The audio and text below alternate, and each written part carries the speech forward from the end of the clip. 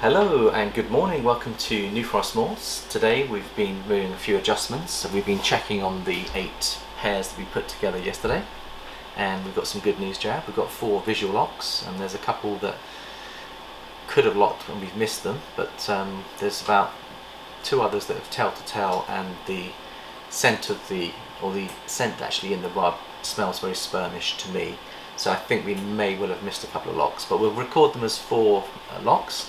And the good news is that some of our new projects and some of our new boys have actually learnt how to lock. And the one I think that got you excited, Jared, was the crystal boy that he locked to Tinka.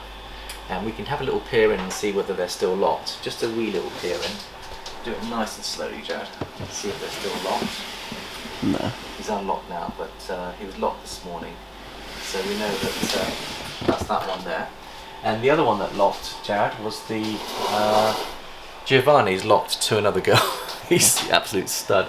So he locked to Venus, and I think they've unlocked now, but we'll just have a little peer in, see what they're up to. What can you see there, Jazz? So they've unlocked. See some poop. She's pooped as well, but we'll have to give them a clean out. So that was the second lock. And then we also had our Panda Pied project. They locked, so that was Elvis to Sienna. See if they've unlocked. Whether they're still locked. No, they're finished. They're finished now, so that's fine. They've only been in there for a day, so once they've unlocked, if we're both happy they've had a sustained lock, we'll end up putting them back into their rubs. And then the other one that locked was Toast. Now this is a new boy, Nova, who's our Mojave Ultramel. Oh, they're still locked. There you go, Jeff. See that? Yep. So we've got a nice lock in there. We'll leave them in peace, but that's fantastic. So your Savannah's 100% HET Ultramel project has just started off. And the other one that was tail to tail was this one here. Now we put Mowgli to Panda, and I could smell a lot of sperm, Jared. I don't know whether they're locked now or whether they're separated, but they were. You might be smelling that wee in the back corner. I can smell sperm, Jared. Honestly, the hormones coming off there is very, very strong. So I think they may well have done the business without us noticing. And the other one to watch was the La to the VPI Lightning Pied. Now look at his little head and her body sticking out there, so sweet. They were tail to tailed, but there's a little bit of intimacy going on there. Sweet, isn't it? And we'll leave them. So the ones that haven't locked, we'll leave for another day. Well, these ones look. And the ones that have locked, that have separated, we'll probably end up cleaning them out and separating them. So which was the other one, Jared? Celeste. Again, I think this was a tail to tail. I'll just double check that. So your oh, there we go. They're locked. So maybe we've got 5 locks. Did I record that as a lock? I can't remember if I did. I'll just double check that.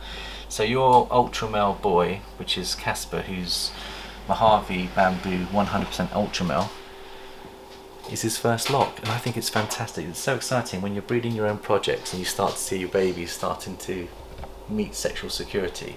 It's lovely. Sexual maturity. Sexual security. You've got security on the brain.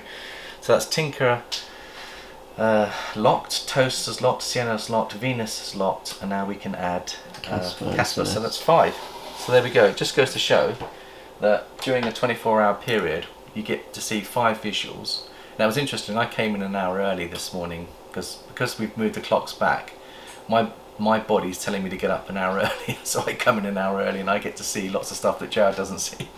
And then when he came in, I wanted to show the excitement of showing him Toast, and they'd unlocked.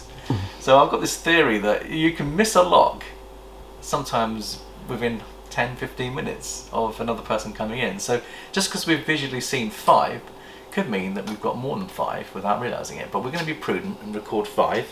So Jared, you'll have to update the record. So now how do you do that using the new technology, Jared? Is it straightforward to do that? Because just to give an update on the reptile scan, do they have a locking facility on there? No, they've got breeding. You can click that they've bred, and you can add a note that says that they've locked. We have a spreadsheet with all of it on as well, so yeah. So the only that. thing with finding the reptile scan is they need to upgrade their software a little bit more so they have a specific lock, because they have the pairing and they have all different nodes to the pairings.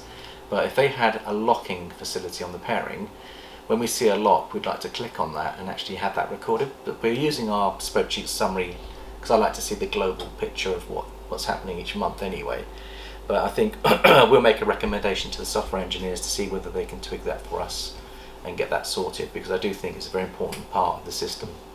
And we'd like to thank everyone for the beautiful feedback we've had. Thank you, Gary. Appreciate all your lovely feedback and support. Bought a couple of snakes on the weekend.